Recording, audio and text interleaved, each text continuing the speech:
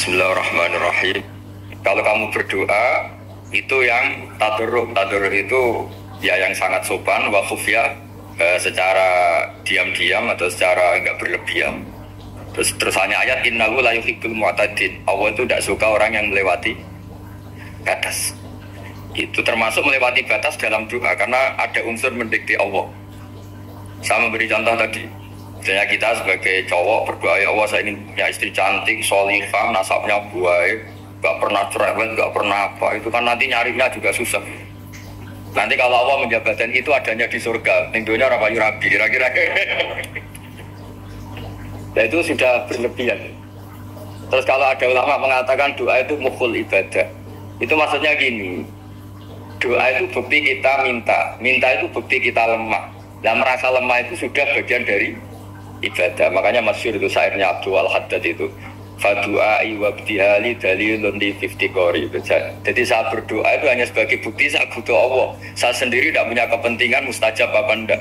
Jadi wali-wali yang mengatakan doa itu mukhul ibadah, sebetulnya itu malah wali-wali yang dari awal gak kelintas disembadani apa enggak. Butuhnya dia itu menunjukkan bahwa saya ini lemah. Buktinya posisinya minta. Itu yang dimaksud mukhul ibadah. Tapi kalau kita berdoa terus posisi kita protes, katanya kamu baik ya Allah, engkau baik, ternyata enggak juga. Buktinya semua doa saya tidak kamu kabulkan. Ini malah doa kriminal. Jadi yang dimaksud mukhul ibadah itu doa itu bukti minta itu bukti lemah. Makanya ada syairnya Abdul Al-Haddad maksud fadu'a ibabdihali dalilun li iftiqor. Jadi saya minta engkau ya Allah itu bukti saya butuh. Jadi itu bukan dua hal yang harus dipertentangkan. Jadi kalau doa dikatakan apa? Ibadah karena di doa itu minta. Nah minta itu bukti merasa kita lemah. Berarti kita sa'il Allah mas'ul. Kita minta Allah yang kita mintain. Kita menengadah Allah yang berposisi memberi. Itu saja sudah cukup sebagai ibadah. Meskipun doa kita tidak mustajab. Karena memang tadi seperti itu. Kalau di ilmu-ilmu tasawuf itu apa ya, doa itu memang benar-benar sudah mukhul ibadah karena tadi perasaan merasa butuh sama Allah itu. Nah merasa butuh itu, nah kalau kita berdoa merasa butuh sama yang kita minta, itu dalam ilmu tasawuf sudah kriminal. Berarti kamu lebih butuh makhluknya. Misalnya begini ya, saya ingin punya rumah bagus, terus setelah punya rumah kredit saya utangnya banyak. Sebetulnya saya itu tidak pernah ingat Allah. Gara-gara utang banyak, kredit jatuh tempo, terus melibatkan Allah. Ya Allah, saya ini utang banyak, gini, terus tolong dibayar. Sebetulnya saya itu ingat utang, cuma Allah tak libatkan ya. Nah itu tidak akan jadi wali. Yang jenis ini tidak akan jadi wali. Saya ingin jadi dosen, melibatkan siapa ya nanya? Melibatkan Allah, terus malam-malam mau melibatkan Allah. Itu artinya apa? Kamu itu lebih ingin yang kamu minta ketimbang ingin Allah. Kalau wali itu enggak gitu, kangen Allah. Terus tahu Allah itu zat pemberi, karena tahu Allah zat pemberi terus minta. Maka yang dikangen itu ya Allahnya dulu. Kalau kita kan enggak, punya kasus dulu, punya keinginan banyak dulu, baru ingat siapa yang bisa ya. Oh Allah, Allah kita libatkan. Ya untungnya Allah baik, mau ramal utang, bukan mikir. Untungnya Allah tidak jawab itu. Jadi itu bedanya wali. Kalau wali itu kangen Allah dulu, baru minta. Kalau kita enggak, banyak masalah dulu, baru melibatkan Allah. Nah yang jenis ini tuh bahaya. Kalau nggak disembadani mesti ngomel ya. Gusti katanya kalau yang minta kamu kabulkan, ternyata ini enggak. Nanti kalau Allah jawab, kamu itu tidak kangen saya, kamu itu kangen uang, kangen perempuan cantik yang kamu inginkan.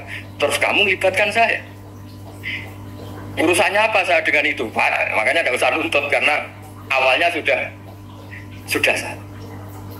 Ya saya kira itu ya. Jadi ada ayat apa? Ud'u rabbakum tadarru'an wa khufya. Terusannya apa? Innahu la yuhibbul mu'tadin. Itu di semua tafsir dikatakan Allah gak suka orang yang berlebihan dalam doa. Berlebihan tadi misalnya minta sesuatu yang terlalu besar, atau permintaan kemarin saja lanu adi syukroh, kita tidak bisa memenuhi mensyukuri, sudah minta lagi. Misalnya seorang jomblo, targetnya kan asal payu nikah, tapi setelah nikah bayangkan istrinya solihah, tidak cerewet, itu kan berlebihan. Bilang status jomblo saja belum kamu syukuri kok sudah minta yang macam-macam. Jadi harusnya kan syukur dulu ya. Sekedar laku nikah ini kan ada syukur yang harus, seperti jadi dosen juga gitu. Sekedar jadi dosen harus kita syukuri dulu karena menjadi kita tidak nganggur. Itu kan satu harkat sosial yang luar biasa. Jangan tahu-tahu sudah hari kedua cari intensif, cari ini itu, syukurnya aja belum sudah kemana-mana. Itu sudah mu'tadin, sudah melebihi apa? Batas. Ya saya kira. Jadi begini ya masalah pendidikan ya. Kalau saya jawab pakai ilmu hakikat saja karena ini keahlian saya. Sebetulnya begini ya, kalau misalnya itu ya subjektif juga, misalnya bilang rata-rata alumni pondok ini sukses, alumni kampus ini sukses, yang ini tidak sukses, itu satu pasti subjektif. Karena biasanya yang diterkenalkan yang sukses-sukses. Sama saya punya tetangga dari pondok yang Anda sebut itu kebetulan tidak sukses semua. Itu jantung saya sampai ngeluh. Saya ini gimana kok? Ya sudah seperti itu kan subjektif.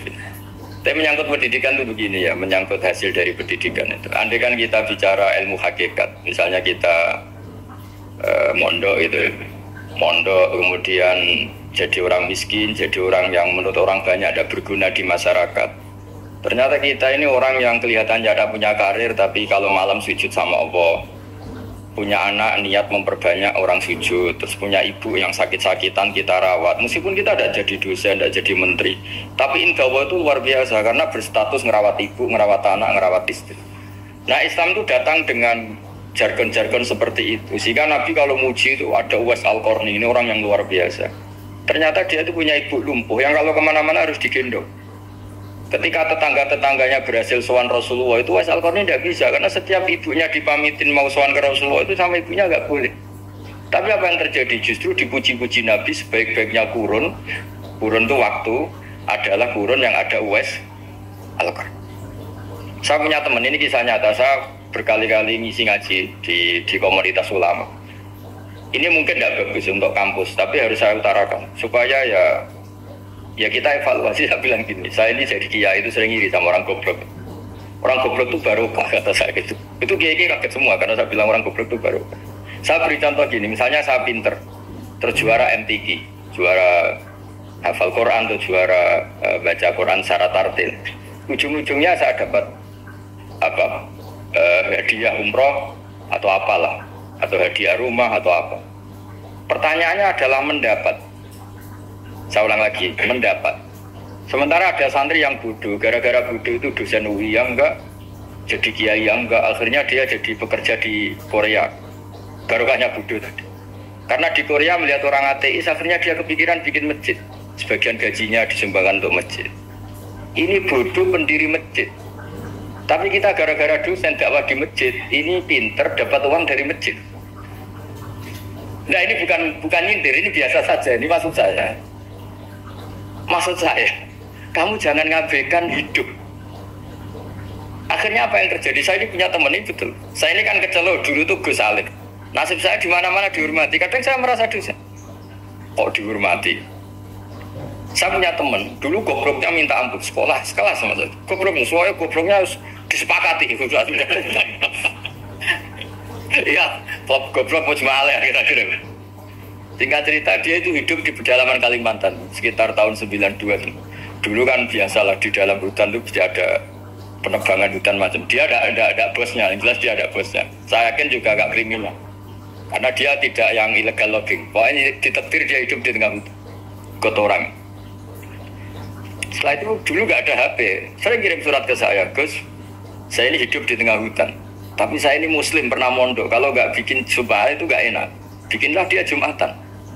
Nah karena dia pernah ngaji fikih Syafi'i, kalau Jumatan nggak ada orang 40 itu harusnya zuhur, tidak Jumatan. Tapi orang yang kerja di situ tidak mau. Wong dino Jumat kok zuhuran loh Pak. Kalau dino Jumat ya Jumatan ya. Tanya saya, Gus itu kalau ada kaulnya enggak supaya Jumatan ndak orang 40 sah. Singkat cerita dia lama-lama jadi pendiri masjid di situ. Dia punya sedikit gaji ya dipakai masjid, punya sedikit tanah diwakafkan untuk masjid. Artinya apa? Indawo ini banyak orang bodoh, ternyata di komunitasnya dia muassis, pendiri, pemberi. Sementara kita yang kecelok pinter, dapat umroh, dapat bonus. Kira-kira nanti kita ketemu Allah. Kamu pernah nyumbang Islam apa? Yang bodoh jawab, oh nanti Gusti bikin masjid di pedalaman. Kita yang pinter. Kayaknya kalau memberi enggak lah Gusti. Reputasinya mendapat. Ketika Nabi memenangkan perang Badar, itu ada Asra Badrin, tawanan-tawanan perang Badar. Nabi suka musyawarah, suka rembukan. Ya Abu Bakar, menurut kamu tawanan ini diapakan? Kata Abu Bakar, hum asyiratuka, mereka itu keluarga engkau, orang-orang Quraisy. Ya dibebaskan saja, pakai tebusan. Nanti uang itu kita kelola supaya jadi penguat Islam, dan orang-orang ini merasa utang jasa karena harusnya dibunuh, tapi kita bebaskan. Tanya, bagaimana kamu ya Umar, menurut kamu? Kata Umar, ini kan orang-orang yang dulu ingin bunuh kamu, yang ingin menghabisi jenengan, ingin dan sudah ngusir jenengan. Ya setelah ketangkep ya dibunuh, kok repot. Apa kata Rasulullah? Rasulullah spontan ngendikan, innama salah kayak Abu Bakrin kama sali Ibrahim. Kamu ibarat kayak Nabi Ibrahim. Isqala faman tabi'ani fa innahu minni wa man asani fa innaka ghafurur rahim. Jadi Nabi Ibrahim itu unik. Melihat umat itu sesyafakoh itu. Syafakoh itu banget sayangnya. Nabi Ibrahim cara berpikir, faman tabi'ani fa innahu minni, orang yang ikut saya ya Allah pasti golongan saya, tentu layak masuk surga. Wa man asani, orang yang mendurhakai saya, fa innaka ghafurur rahim, engkau Maha Pengampun. Bukan yang mendurhakai langsung masuk neraka, enggak, engkau Maha Pengampun. Wa masaluka ya Umar kama salin Nuh, isqala rabbil la tadzar ala ardi minal kafirin dajjal. Umar, kamu mirip Nabi Nuh, inginnya semua orang kafir dihabisin. Ya masyhur kan Nabi Nuh itu nggak ingin ada orang kafir sampai ada banjir tufan. Nah kalau sampean tanya bedanya apa dengan garis keras sekarang? Bedanya ya beda sekali. Kalau Nabi Nuh benci sama orang kafir itu diserahkan yang punya, sehingga yang punya yaitu Allah yang menghukum dengan banjir bandang. Tapi kalau kita kan kadang kita bertindak sendiri, jadi potensi disalahkan. Yang jelas dalam hadis-hadis sahih, Nabi Nuh itu tidak bisa mensyafaati karena itu. Ketika diminta isya, ini hadis sahih bukan ada di Bukhari, ada di Muslim. Karena biasanya kalau di kota itu ditanya ini sahih enggak. Untungnya yang tanya kadang enggak paham, ini alhamdulillah aja jadi wah repot. Nabi Nuh itu diantara sebabnya enggak bisa mensyafaati adalah pernah corong Jawa maksudno kaume. Kalau dalam bahasa Arab itu da'a li Zaidin berarti mendoakan positif, kalau da'a la Zaidin mendoakan negatif. Kalau orang Jawa itu ada doa, ada pasat. Nabi Nuh adalah orang yang pernah maksudkan kaumnya. Nah, saya cerita sedikit tentang Nabi Nuh dan Nabi Ibrahim. Nabi Ibrahim dianggap tadi cerminannya Abu Bakar, dianggap niru Ibrahim, cerminannya Umar dianggap niru Nabi siapa? Nabi Nuh. Lalu kalau sampean tanya, bedanya gimana? Begini logikanya. Kita mengkaji secara akademik begini. Ada ulama besar namanya Abdul Hasan Asyadili, itu masyhur di Indonesia menjadi Thariqah Asyadiliyah. Terus ada seorang muridnya minta gini, ya Abdul Hasan Asyadili, tolong saya dikasih ijazah supaya saya tidak pernah maksiat di bumi ini. Karena saya takut sama Allah, kalau saya maksiat itu merasa tidak nyaman dengan Allah. Abdul Hasan Asyadili ini malah marah besar. Atuhibbu alla tadhharu maghfiratuh. Kalau kamu tidak pernah maksiat, berarti kamu suka maghfirahnya Allah Ta'ala itu tidak kelihatan, karena nggak ada yang maksiat. Tapi bukan hukum kamu yang tidak ada, ini cerita ilmiah. Tapi kalau Said Abdul Al-Haddad, itu kebalikannya. Ada orang fasik gitu, hidup berkeliaran, mengganggu masyarakat, ganggu ketertiban agama. Pada kiai atau siapa itu mendoakan supaya tobat atau dikasih panjang umur supaya nanti bisa tobat. Itu beliau, Said Abdul Al-Haddad marah besar. Man da'a li fasikin bil baqa faqad ahabba yusawahu fi ardi. Orang yang mendoakan orang fasik hidup berarti dia suka Allah dimaksiati di buminya. Jadi akhirnya jadi kutub besar, yang satu Syadziliyah, yang satu Haddadi. Kenapa ya? Karena tadi yang satu cerminan Nabi Isa, yang satu cerminan Nabi Yahya. Sebagaimana sabda Rasulullah tadi, apa ulama ummati ka'ambiyai bani Israil. Juga masyhur dalam aplikasi pengajaran juga gitu. Masyhur sekali dalam kitab-kitab diceritakan. Kalau Said Abdul Al-Haddad, kalau ada orang sowan itu, kamu ngaji sama siapa? Sama si A. Pernah nangis gak pas ngajar? Gak pernah. Udah enggak terus, nggak usah diterusin ngaji orang seperti itu. Hatinya atas, wong orang iso nangis ya. Tapi kalau Abu Hasan Asyadili kebalikan, kamu ngaji sama siapa? Sama si A. Pernah tertawa enggak kalau ngaji? Enggak pernah. Udah, enggak usah ngaji sama orang itu. Orang enggak bisa syukur. jadi itu manhaj besar. Nah akhirnya orang-orang kayak kita ini enggak jelas semua. Nangis ya bisa, syukur guyu ya bisa. Cuma celakanya kalau kita nangis karena tidak punya uang, kalau guyu karena punya uang, itu masalahnya. Tapi kalau wali-wali dulu enggak. Kalau senyum ya karena saking yakin rahmatnya Allah itu wasiat rahmatuh. Kalau nangis ya karena takut azabnya Allah. Kalau kita kan enggak, sangat-sangat materialistik. Ini yang membedakan kita. Sebenarnya nangis dan senyum itu satu keharusan karena Allah punya madharul jalal. Ketika Allah dengan sifat keagungannya, maka kita ini cara Jawa serapa bersenyum. Tapi Allah itu kadang sebagai madharul jamal, adanya satu keasikan. Sehingga yang merengut itu yang salah. Makanya dalam ilmu tasawuf, kutub wali itu hanya dua. Allah dengan madharul jalal, dengan Allah yang madharul jamal. Contoh madharul jalal misalnya gini. Ketika Nabi Musa ingin melihat Allah, saking kangennya ingin melihat Allah, Rabbi arini anzur ilaik, ya Allah saya beri hak untuk melihat engkau. Allah dengan jalalnya gini, Allah itu qadim, superior. Tentu gak layak tersentuh barang hadis itu makhluk. Sehingga ketika falam mata jalla rabbuhu lil jabali ja'alahu dakka wa kharra Musa sa'iqa. Sehingga enggak levelnya apapun hebatnya Nabi ini tetap makhluk. Sementara Allah itu qadim. Enggak kuat. Makhluk yang fana ini, yang profan ini enggak kuat. Enggak kuat menampung zat yang qadim, yang superior. Sehingga gunung pun hancur. Nabi Musa pingsan. Tapi ketika Allah dengan madharul jamal itu Allah dengan keindahannya, dengan kasih sayang, memberi hak makhluknya untuk melihat. Nah, di sini ini Allah sering ngendikan wujuhu yauma idzin nadhirah ila rabbiha nadhirah. Nanti ada wajah-wajah yang di surga itu melihat saya kata. Tapi apakah betul melihat kayak saya melihat dosen, melihat Pak Rektor, melihat teman-teman itu tidak bisa. Karena Allah itu qadim, sehingga meskipun manusia ahlul jannah melihat Allah, tetap Allah ngendikan la tudrikuhul absar wa huwa yudrikul absar. Karena Allah dibalik jamalnya ya punya jalal, dibalik jalalnya juga punya jalal. Sehingga selalu di Quran itu diulang beberapa kali supaya proporsional. Nah kenapa ahli sunnah tetap berkeyakinan Allah bisa dilihat? Logikanya begini, fa inna kulla mawjudin yasihu ayyura. Allah itu zat sing nyata-nyata wujud dan punya eksistensi. Di mana-mana sesuatu yang wujud itu layak untuk bisa dilihat. Lalu pertanyaannya gini, kenapa kita tidak bisa melihat sekarang kok nunggu di akhirat? Karena mata kita sekarang itu profan, fana. Sementara kita setelah di surga, tubuh kita didesain abadi. Ya saya ulang lagi ya, setelah kita di surga, semua fisik kita ini didesain abadi. Tentu karena desainnya sudah abadi, layak melihat zat yang abadi. Tapi pertanyaannya, kenapa tidak bisa ikhatoh, tidak bisa melihat sampai faham, la tudrikul absar? Karena abadi kita itu diabadikan. Sebagaimana surga abadinya diabadikan, neraka ya diabadikan. Sementara Allah abadi dengan dirinya sendiri, yaitu Al-Qayyum, atau dalam bahasa ngajinya Qiyamuhu binafs.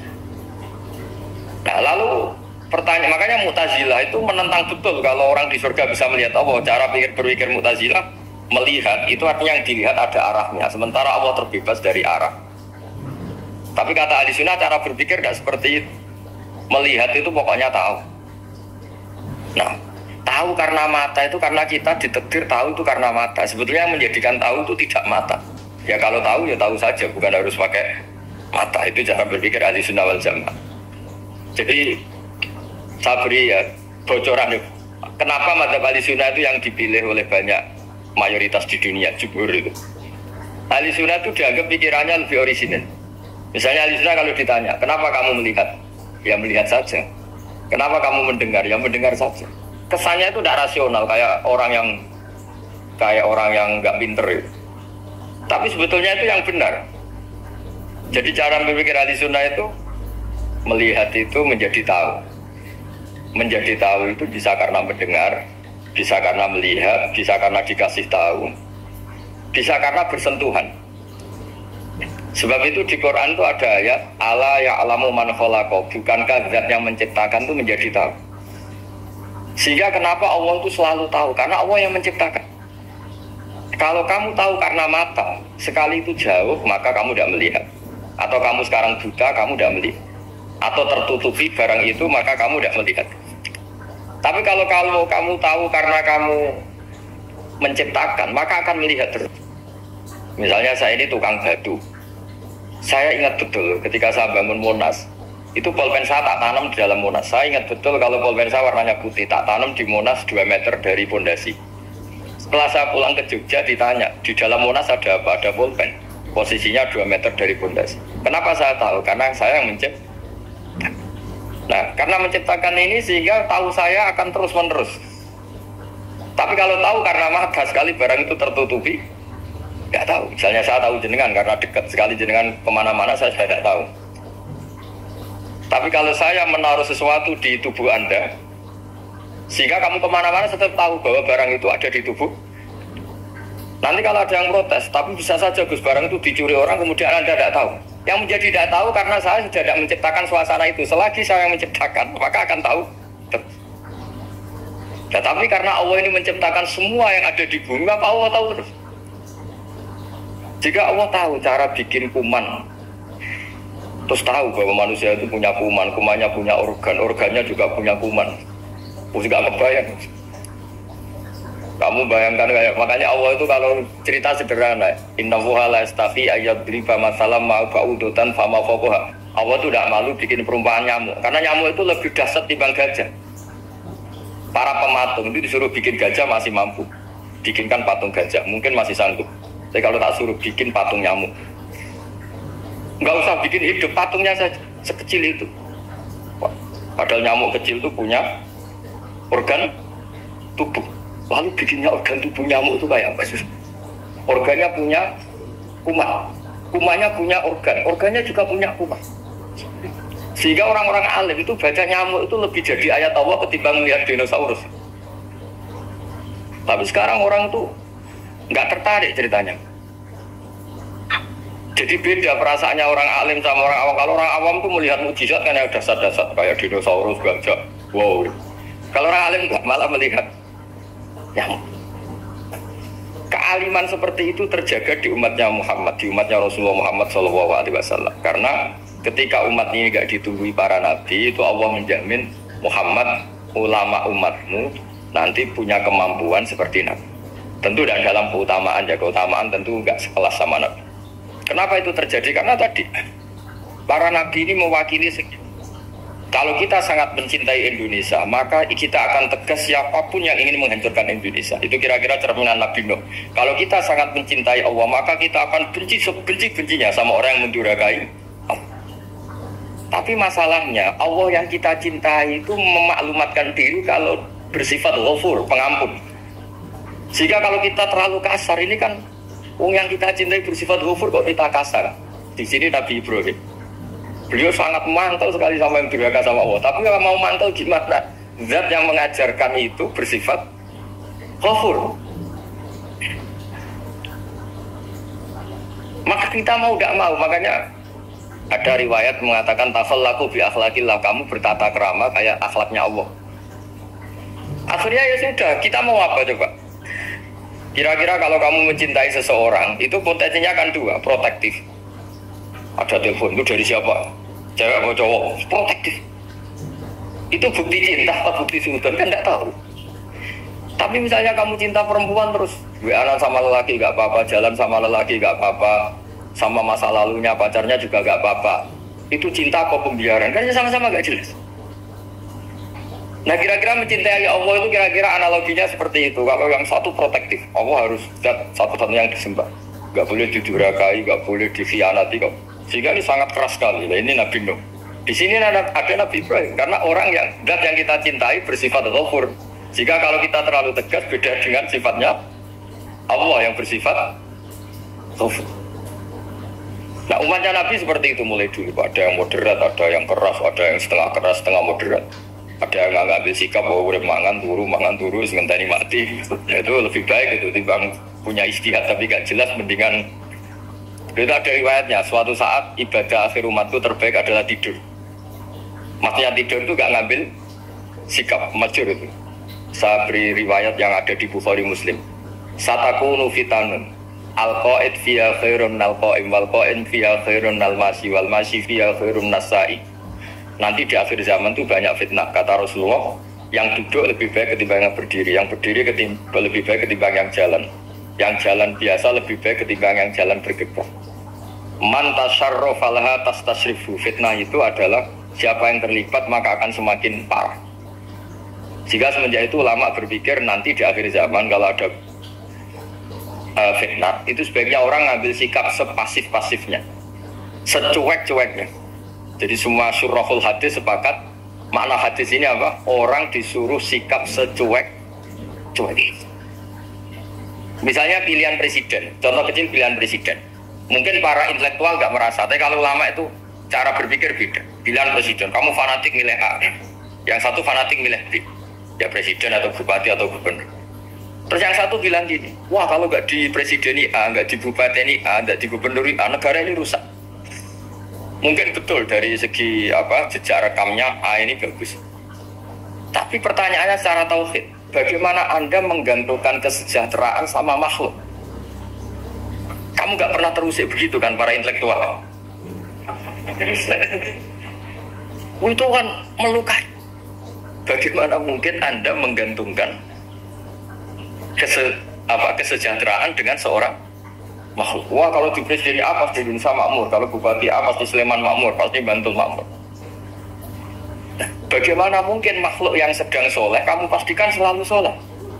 Wong dia makhluk bisa berubah. Sementara yang B misalnya fasik, wah kalau dipimpin B pasti rusak negara.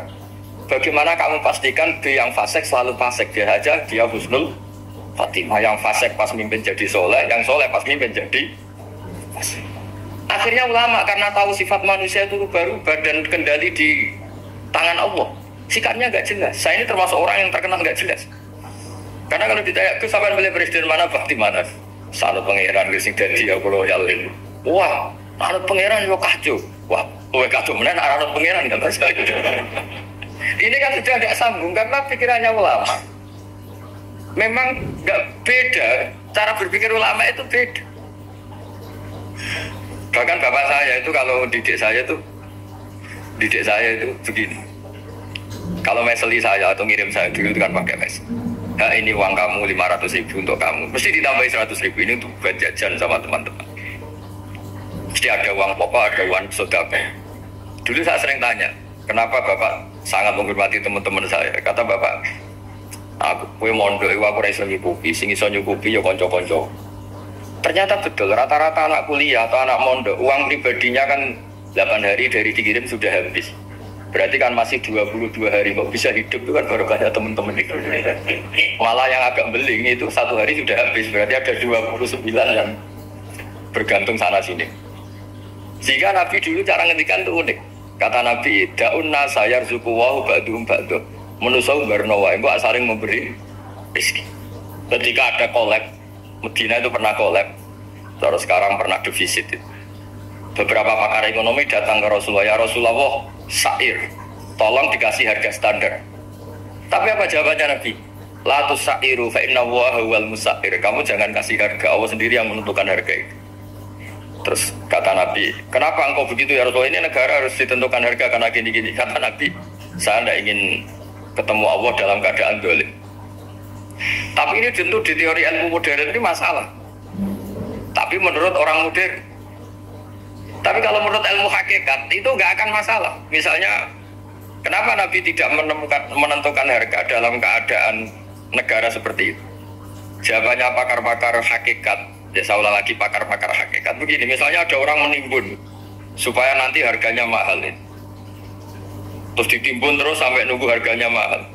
Lama-lama dia sadar kalau timbunannya nggak ada gunanya karena ternyata orang nggak beli. Nah, ketika orang nggak punya kemampuan beli, yang menimbun juga tidak punya uang. Nah, tapi kalau sampean tanya, tapi Gus Nara tuku barang pokok kan kita mati karena kehabisan stok. Itu masalah tauhid Anda. Bagaimana mungkin kamu bayangkan seorang makhluk tidak bisa hidup atau nggak dapat rezeki? Nabi itu orang yang sampai ke derajat hakikat, jadi tidak pernah bayangkan gitu. Salah sampean jadi orang yang tauhidnya masalah. Sehingga terus bayangkan, wah kalau negara ini kayak, wah kita makan apa? Kalau negara gak stabil, wah kita gimana? Itu tidak bisa seperti itu. Dulu ketika kita dijajah Belanda, itu kiai-kiai kita, Mbak Hasyim Asy'ari, Mbak Ahmad Dahlan, mondoknya di Mekah. Sampai alim alama, dua beliau, Mbak Hasyim sama Mbak Ahmad Dahlan itu ngajinya sama-sama Syekh Khotib Minangkabau. Cuma Mbak Hasyim lebih menekuni ke Syekh Mahfud Termas, yang satu menekuni Syekh Khotib Minangkabau. Jadi dua beliau itu ngaji di guru yang sama. Mbah saya, buyut saya itu ya sudah mondok Mekah. Itu zaman dijajah Belanda. Sekarang kita agak dijajah, agak mondok di sana. Buyut saya itu zaman itu sudah haji. Buyut kelima saya itu dulu kalau ingin cari tempat yang teduh itu masuk ke gua. Itu masuk gua itu hanya kepalanya saja, kakinya masih di luar. Karena gua di Arab tidak seperti gua di sini. Kalau gua di sini kan orang bisa masuk semua. Kalau gua Arab kan hanya celah-celah batu-batu besar. Sehingga ketika Rasulullah hijrah ke Madinah, singgah di Gua Sur, kata Abu Bakar gimana? Andai kan ya ada orang kafir di depan gua, kata Abu Bakar gimana? Andai kan mereka melihat kakinya pasti melihat kita. Karena gua di sana itu satu tubuh tidak bisa masuk kok. Penuh. Kalau gua di sini kan ada yang mobil saja bisa masuk. Nah, itu bahasa ya kalau mau istirahat itu masuk gua, separuh badan di dalam gua, separuhnya pasti di. Nah sekarang terus kita bilang, wah kalau kita negara tidak stabil kita haji kemana? Dulu zaman dijajah Belanda kita. Nah, jadi yang berusaha terangkan di antara sifat dasar orang-orang baik adalah di mana saja, kapan saja itu memberi manfaat. Termasuk tentu saat paling sulit. Jadi Nabi Isa menceritakan dirinya itu waja'alani mubarakan nama kuntu, saya ditakdir Allah berada di mana saja memberi berkah, memberi kemanfaatan bagi orang lain.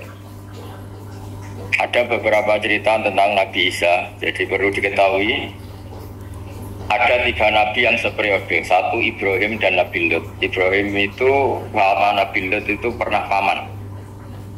Kedua Nabi Musa dan Harun.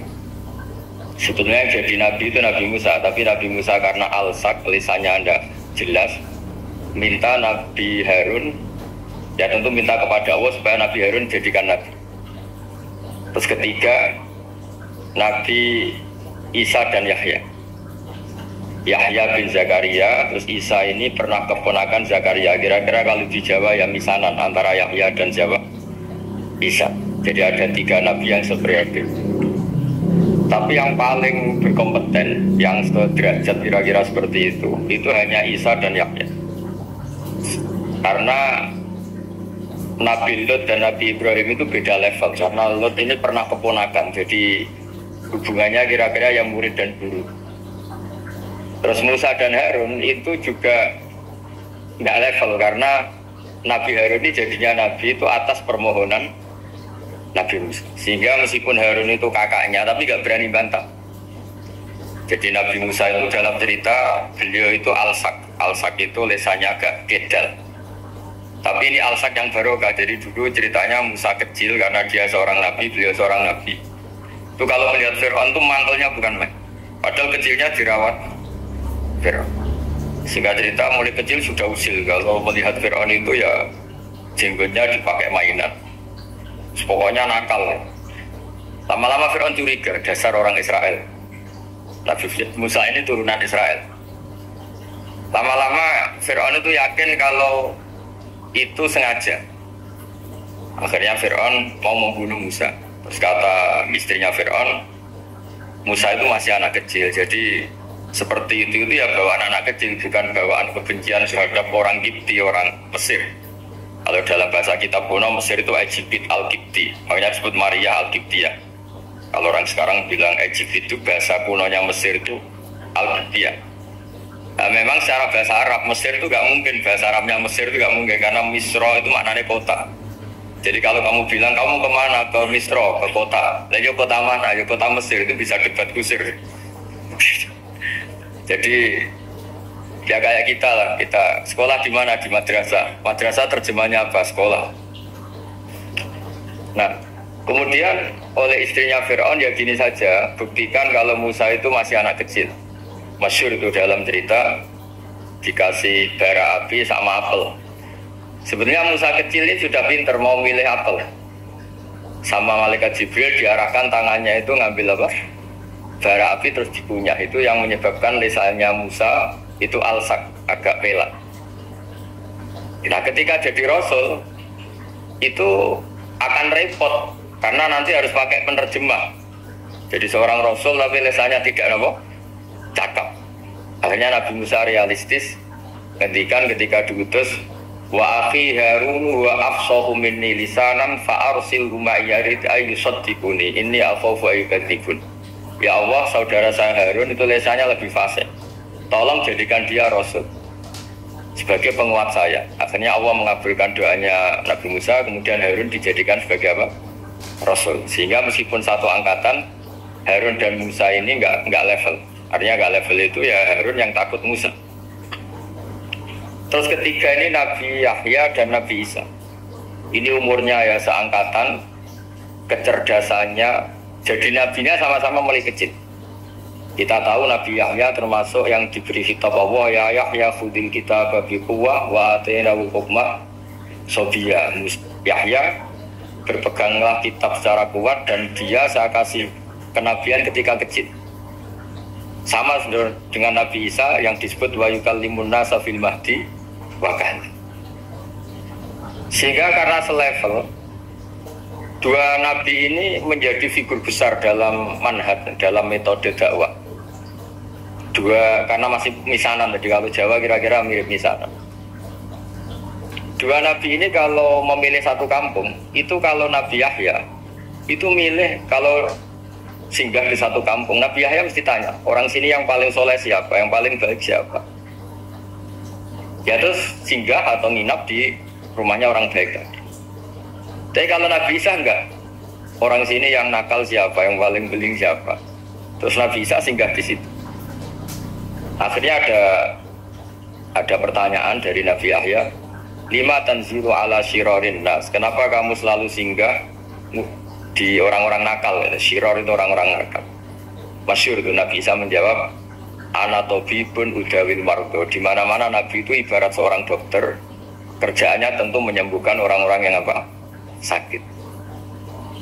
Jadi dua nabi ini sering berdebat, tentu debat yang baik, dan itu menjadi cara Jawa itu pun jadi ilmu. Jadi manhaj ilmu besar antara Yahya dan Isa.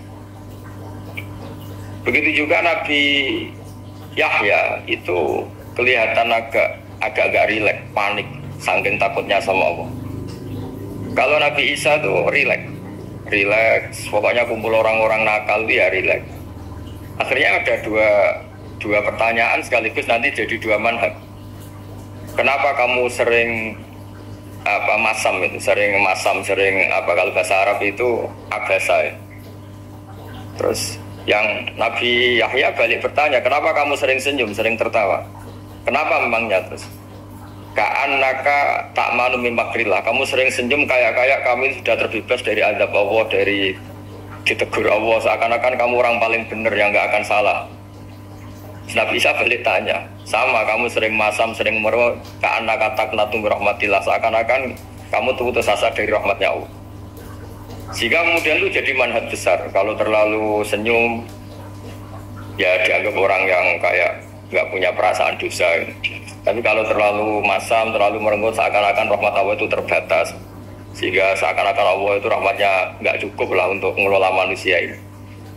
Sehingga itu jadi metode besar yang masyhur itu dalam sebuah hadis Nabi ngendikan, ulama ummati ka ambiya Bani Israil. Ulama umatku itu kapasitasnya atau fungsinya atau manfaatnya setingkat nabi-nabi Bani Israil. Karena ketika umat ini nggak ditunggui para nabi setelah Rasulullah SAW, itu yang nunggui hanya ulama. Tapi ulama ini sudah cukup mewakili para nabi Bani Israil. Dan banyak syurahul hadis, para menyarah hadis mensarahkan, Nabi tidak ngendikan ulama ummati kamisli seperti saya, tapi ka'ambiyai Bani Israil, sebagaimana nabi-nabi Bani Israil. Nabi Bani Israel itu macam-macam. Termasuk ada yang tidak nikah, yaitu yang bernama Yahya dan Isa.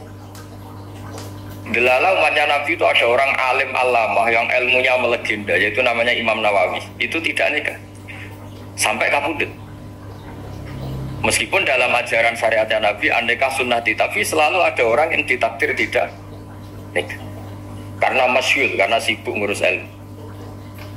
Bukan karena tidak laku, yang jelas itu bukan karena tidak laku. Imam Nawawi itu ganteng, orangnya ya normal, tapi karena sibuk nulis, beliau sampai kabudut itu tidak nikah. Imam Sibawayh itu suka sekali sama ilmu, menjadi istri utamanya ya ilmu. Dia ganteng, Sibawayh itu maknanya tuh apel, dia ganteng sekali, sampai banyak cewek yang senang. Akhirnya dia nikah. Dia nggak pernah dikumpulin. Dia belajar terus. Ketika beliau ke pasar, dulu nggak ada supermarket, beli kertas, kitabnya dibakar semua sama istri. Dikira istrinya terus mencintai dia, malah diceraikan. Itu siapa Imam Sibawayh. Terus ada umatnya Nabi yang paling unik di dunia, mungkin Pak dosen, saya, kiai pun nggak bisa gitu. Tuh ada orang tuh ganteng sekali, istrinya cantik sekali. Itu tahu-tahu sudah 10 tahun tidak pernah hubungan suami istri. Karena ketika si suami itu tahu istrinya cantik, itu langsung sholat sujud syukur, sholat terus, saking senengnya punya istri cantik. Yang istrinya cantik juga solihah, tahu suaminya ganteng ya terus sholat terus syukur. Itu sampai berhari, sampai bertahun-tahun. Terus ketika ketemu, cocokan, dek kita sudah nikah berapa? Terus dilihat, kayaknya sudah 10 tahun, tapi tidak pernah hubungan. Oh itu nggak kebayang, itu ganteng sama cantik. Kalau jelek sama jelek itu mungkin. Yang satu villa naudzubillah, satu itu kan nunggu rafa saja. Ini nggak ganteng sama cantik. Nah kenapa kualitas ulamanya Rasulullah itu bisa seperti Nabi Bani Israel? Karena agama ini, umat ini sudah ada ditunggui para nabi. Jika mau tidak mau kualitas ulama, alhamdulillah barokahnya Nabi itu berkualitas kayak nabinya Bani Israel. Soal kebahagiaan, nenek moyang pulau jenengan tuh anaknya banyak, dijajah Belanda, jajah Jepang, ya nyatanya anaknya banyak. Itu kira-kira bahagia apa enggak? Nah, artinya gini ya, tentu kita tidak ingin dijajah itu tentu ya, tapi kita ini selalu latah. Wah kalau ekonomi jatuh kita makan apa? Kalau kita dijajah kita tidak perlu seperti itu. Rahmatnya Allah Ta'ala itu akan adrokatna. Rahmatnya Allah Ta'ala akan menemukan kita. Apapun kondisi kita, apapun keadaan kita. Ini cara berpikir tauhid. Sehingga Nabi itu tidak pernah bayangkan umatku narata tunggoni biye, ditunggoni Allah. Sehingga masyhur dalam hadis-hadis sahih, la tazalu ta'ifatun min ummati dzahirina 'alal haq la yadurruhum man khadalahum wala man khalafahum wala man nawa'ahum. Selalu di umatku ada kelompok-kelompok yang selalu membela kebenaran dan tidak akan terkalahkan oleh kesesatan di akhir zaman. Kenapa? Cara berpikir orang tauhid itu sederhana begini. Allah menamakan dirinya Al-Hadi, penunjuk jalan. Dan sifat Allah pasti nafidah karena Allah tidak terkalahkan. Sama seperti Allah menyifati dirinya Ar-Razzaq, Ar-Razzaq yang memberi rezeki. Maka orang segoblok apapun, selumpuh apapun, selemah apapun tetap dapat rezeki. Sama, Allah mensifati dirinya Al-Hadi, memberi petunjuk. Maka zaman serusak apapun orang tetap dapat petunjuk. Sehingga kita tidak perlu khawatir, wah nanti zaman kalau sudah rusak nasib Islam gimana? Ya coba sekarang nasib Islam gimana? Ya baik-baik saja. Dulu ditunggui wali songo ya banyak orang Islam, sekarang nggak usah wali songo, ditunggu dosen-dosen yang ngajar aja tunggu digaji. Kiai pidato ya ada yang beri salam template. Itu kalau nuruti definisi ikhlas itu tidak ada yang masuk. Tapi meskipun demikian agama juga ada jalan. Kenapa agama ini jalan? Karena Allah Al-Hadi, penunjuk jalan. Ketika Allah mensifati dirinya penunjuk jalan dan sifatnya Allah pasti nafidah, pasti terjadi. Karena Allah tidak pernah gagal. Sehingga agama ini akan ada terus sampai akhir zaman. Coba Amerika kayak apa, Islamofobia. Di Amerika tambah lama tambah banyak Islam, Eropa juga gitu, Australia juga gitu. Anda kan nuruti teori sosial. Sudah dunia sudah materialistik kayak gini, orang akhirnya itu akan meninggalkan agama. Nyata tidak juga. Saya pernah di Korea seminggu, itu di negara ateis. Itu TKI di sana tuh nyari uang. Ternyata ya kepikiran bikin masjid, bikin komunitas Islam. Coba siapa yang menggerakkan hati itu? Hanya Allah Subhanahu. Ya, jadi cara berpikir tauhid saya ulang lagi, saya mohon sekali di pengajian ini saya cerita wajah alani mubarakan aina kuntu. Jadi cara berpikir sekian nabi, terus kita punya karakter tertentu, kita milih nabi ini dosa. Karena ulama umati ka'ambiyai Bani Israel, ulama umatku itu ibarat kayak nabi Bani Israel. Jadi ada yang milih tadi, seperti Nabi Isa fokusnya ngurusi orang-orang nakal, itu juga bagus karena di mana-mana nabi itu seperti dokter. Tapi Nabi Yahya hanya berkawan sama orang-orang soleh. Kita tahu berkawan orang fasik itu resiko ketularan. Iman pas-pasan wae kancana nang fasik kan taqabbalallahu minna minkum gitu. Wong kamu sendiri tidak sehat-sehat amat berteman orang penyakitan kan bahaya. Tapi kalau kamu sebagai dokter kok hanya berteman orang sehat, lalu kamu apa? Penelitiannya gimana? Masa saya dokter spesialis, pernah penelitian, semua orang sudah pernah saya teliti. Itu dokter aneh apa enggak? Saya dokter spesialis TBC, spesialis paru-paru. Yang kamu teliti siapa? Semua orang sehat. Pernah peneliti yang sakit? Tidak pernah. Kan ya jadi dokter aneh. Tapi misalnya terus kamu sendiri terus berteman orang penyakitan terus kan ya rawan tertular. Nah, ini ada dua figur yaitu Nabi Yahya dan Nabi siapa? Ya saya kira demikian.